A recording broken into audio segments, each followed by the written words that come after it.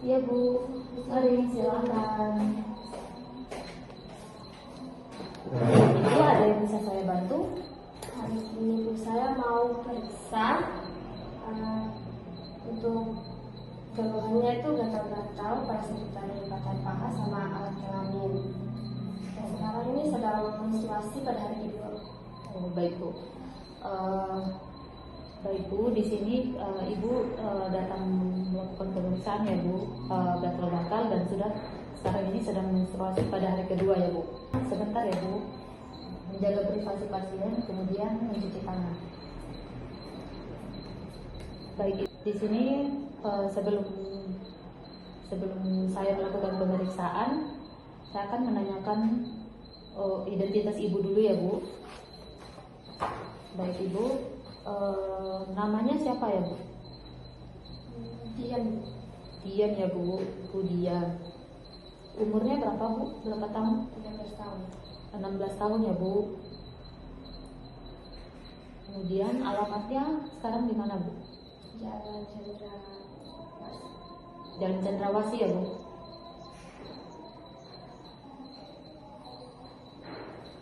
Baik Bu, sekarang saya akan melakukan pemeriksaan tanda-tanda vital dulu ya Bu. Kemudian melakukan pemeriksaan TTV. Baik Ibu, dari hasil pemeriksaan yang sudah saya lakukan, semuanya dalam batas normal, termasuk dalam tensi Ibu dan lain-lain ya Bu. Sekarang saya akan bertanya terlebih dahulu, apakah Ibu sudah mengetahui tentang kebersihan atau personal hygiene Bu? Belum pernah ya Bu. Baik Bu, di sini saya akan menjelaskan tujuannya agar Ibu lebih memahami lebih dalam lagi tentang personal hygiene atau kebersihan diri ya Bu. Kemudian prosedurnya saya sama seperti tadi, saya akan menjelaskan tentang apa-apa saja mengenai personal hygiene. Apakah Ibu bersedia? Ya. Baik Ibu, saya akan menjelaskan ya Bu. Untuk personal hygiene sendiri itu adalah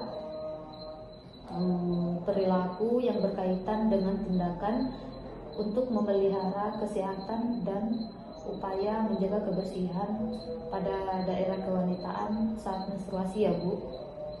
Kemudian saya akan menjelaskan faktor-faktor yang mempengaruhi perilaku personal hygiene atau kebersihan diri ya Bu saat menstruasi.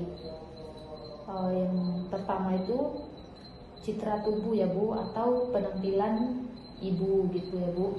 Penampilan umum seseorang itu dapat menggambarkan pentingnya kebersihan diri pada orang tersebut ya Bu ya. Kemudian yang kedua itu ada praktek sosial ya Bu. Nah itu yang dimana kelompok-kelompok sosial dapat mempengaruhi perilaku hygiene pada anak-anak yang selalu dimanja dalam hal kebersihan diri sendiri ya Bu. Kemudian yang itu kemungkinan akan terjadi perubahan pola pikir personal hygiene pada wanita tersebut atau anak tersebut ya Bu. Kemudian yang ketiga itu tingkat ekonomi. Biasanya tingkat ekonomi seseorang itu bisa mempengaruhi jenis dan praktek kebersihan yang digunakan ya Bu. Jadi personal hygiene juga itu memerlukan alat dan bahan seperti sabun, pasta gigi, sikat gigi, sampo, dan juga alat mandi yang memerlukan uang ya Bu. Kemudian yang keempat itu pengetahuan tentang menstruasi ya Bu, itu juga sangat berpengaruh. Pengetahuan yang baik itu juga akan mempengaruhi kesehatan, karena dengan ketidaktahuan orang, maka perilaku kesehatan orang itu tidak diterapkan gitu ya Bu. Jadi jika tidak tahu, tidak akan diterapkan dengan benar, dan juga itu akan menyebabkan gangguan pada organ reproduksi ya Bu, seperti area kelamin ya Bu. Kemudian yang kelima itu ada budaya ya Bu. Biasa itu budaya atau kepercayaan budaya seseorang itu dari nilai pribadi juga mempengaruhi personal hygiene masing-masing orang ya Bu. Orang dari latar belakang kebudayaan yang berbeda itu mengikuti keperawatan diri yang berbeda ya Bu. Kemudian kebiasaan seseorang itu juga dapat berpengaruh ya Bu.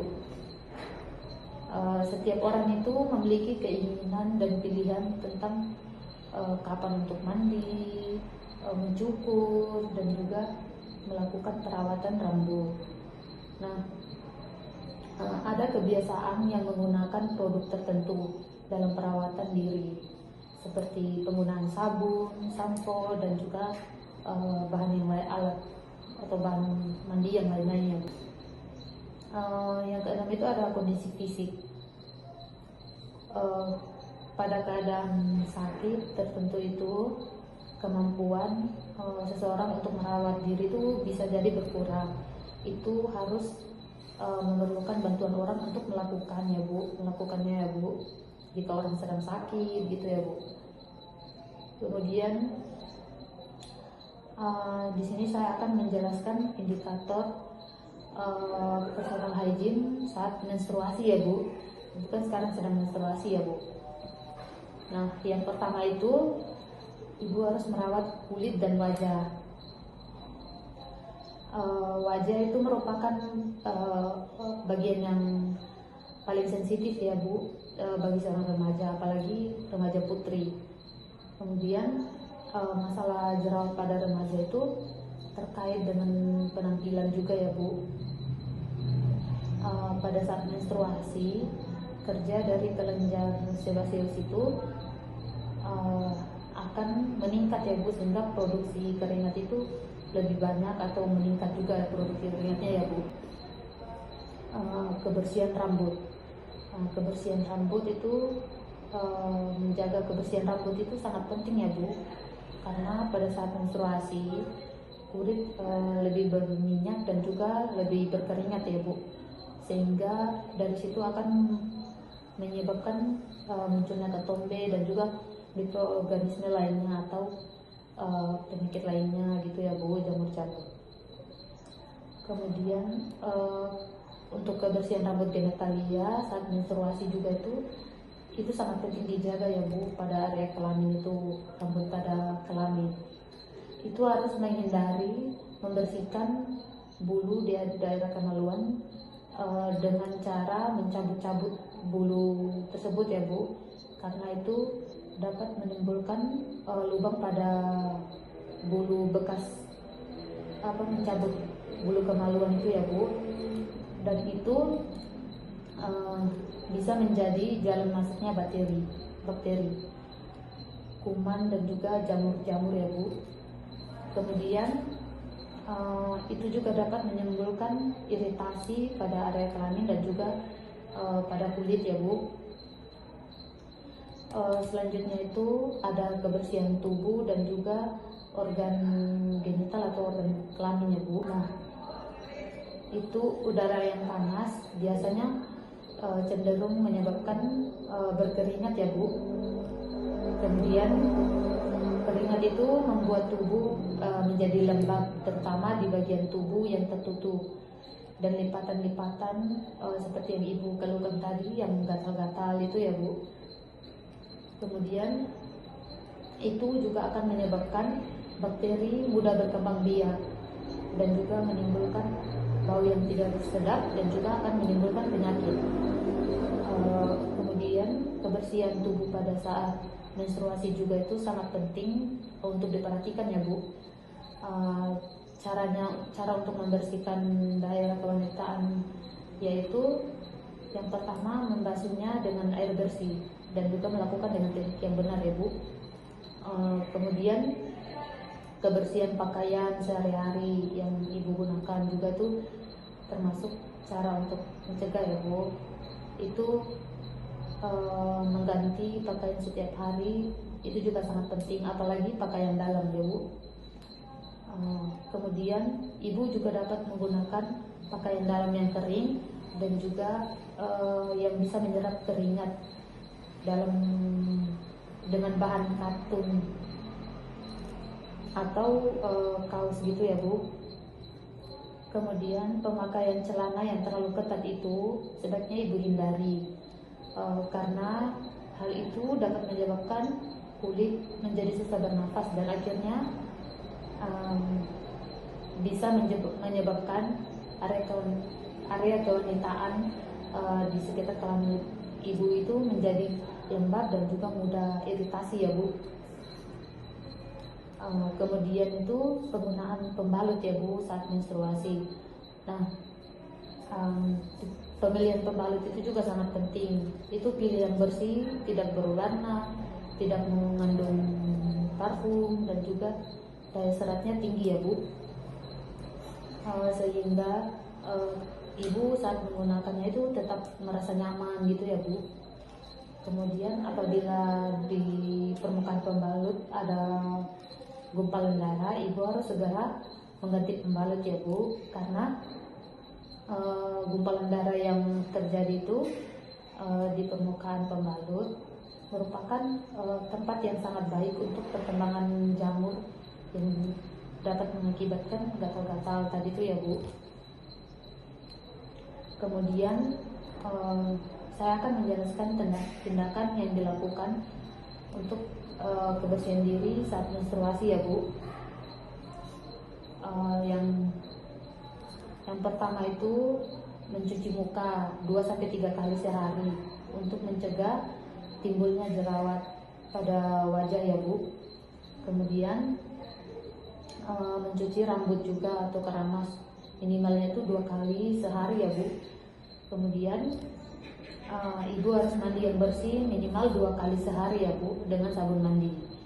Kemudian Ibu juga harus memotong dan membersihkan kuku. Kemudian yang mencuci tangan juga dari air mengalir ya Bu, sebelum dan sesudah memegang genitalia atau alat kelamin ya Bu. Kemudian Ibu harus membersihkan genitalia dengan air bersih ya Bu. Tidak menggunakan cairan antiseptik atau pembersih lainnya saat membersihkan alat kelamin Ibu ya Bu. Kemudian Ibu juga tidak menggunakan bedak atau parfum pada daerah kemaluan ya Bu atau genitalia. Kemudian Ibu membasuh genitalia atau alat kelamin itu saat misalnya cebok gitu ya Bu, dari arah depan ke arah belakang ya Bu, jangan terbalik, jangan dari arah belakang ke depan, karena itu juga bisa menyebabkan bakteri masuk ya Bu. Kemudian pembalut juga harus diganti 4-5 kali atau setelah mandi ya Bu, buang air kecil, buang air besar. Kalau misalnya Ibu sudah merasa tidak nyaman, itu bisa langsung diganti ya Bu.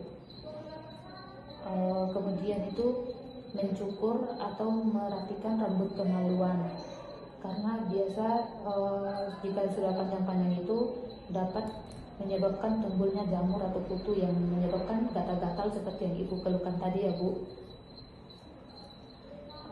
Kemudian juga saya akan menjelaskan dampak yang sering timbul pada masalah personal hygiene atau kebersihan diri ya Bu. Yang pertama itu dampak fisik, menimbulkan infeksi pada alat reproduksi, kanker leher, rahim, keputihan, dan juga jika tidak segera ditangani akan menyebabkan kemandulan sehingga menurunkan kualitas hidup individu yang bersangkutan ya Bu. Kemudian yang kedua itu ada dampak psikososial. Nah, dampak psikososial itu masalah-masalah sosial yang berhubungan dengan personal hygiene atau kebersihan diri ya Bu. Itu adalah gangguan kebutuhan rasa nyaman dari Ibu sendiri, aktualisasi diri, dan juga gangguan interaksi sosial. Kemudian yang saya jelaskan tadi itu, apakah ada yang ingin Ibu tanyakan? Baik, tidak ada ya Bu. Nah, jika tidak ada yang Ibu tanyakan, saya akan bertanya ya Bu. Nah, salah satu contoh untuk merawat diri itu apa Bu? Untuk memastikan Ibu bisa paham yang saya jelaskan tadi. Yang pertama itu mencuci rambut dan bersih, minimal itu 2 kali. Nah, kedua, mengganti pentauan 4 sampai 5 kali. Ketiga, menggunakan pakaian baru yang bersih dan menggantinya. Baik Ibu, dari sini Ibu sudah cukup mengerti ya Bu dari yang saya jelaskan. Dari yang saya jelaskan, apakah masih ada lagi yang ingin Ibu tanyakan? Tidak ada lagi. Baik Bu, baik Bu, saya sudah selesai menjelaskan, dan untuk keluhannya nanti akan saya kasih obat ya Bu. Nanti obatnya bisa diambil di depan ya Bu. Baik Ibu, terima kasih ya Bu atas kesempatannya. Terima kasih Bu. Kemudian melakukan dokumentasi, setelah itu mencuci tangan.